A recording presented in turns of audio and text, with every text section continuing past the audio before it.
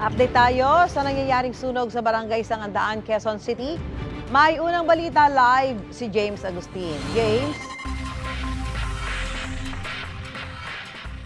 Susan, bago mag-alas 6 ngayong umaga na diniklara ng Bureau of Fire Protection yung fire under control sa sunog na sumiklab sa magkakadikit na junk shop. Dito po yan sa Barangay Sangandaan sa Quezon City.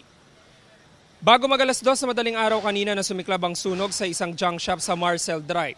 Mabilis itong kumalat sa mga katabi nitong junk shop. Tinaas ng Bureau of Fire Protection ng unang alarma. Nasa 19 na fire truck nila ang rumisponde bukod pa sa mga fire volunteer. Nilamon ng apoy ang mga nakaimbak na kalakal maging ang 3 truck at isang motorsiklo. Mahigit sa 5 junk shop ang naapektuhan. Nadamay din sa sunog ang ilang bahay na katabi lang ng mga junk shop. Gumapang din ang apoy sa isang gusali na inaalam pa ng mga otoridad ang laman. Kwento ng mga residente, nagising na lang sila na malaki na ang apoy. Ang ilan sa kanila ay walang naisalbang gamit kaya nananawagan sila ng tulong.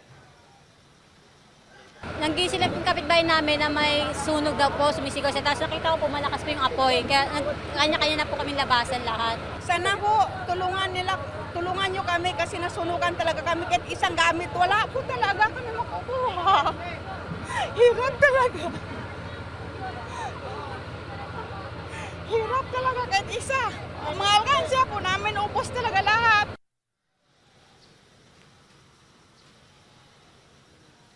Samantala, Susan, yan nakikita nyo, yan yung ika-4 na junk shop na naapektuhan itong sunog. Yung unang 3 junk shop kanina nakita natin, wala na talaga mapapakinabangan at bumagsak na rin yung bubong niyan.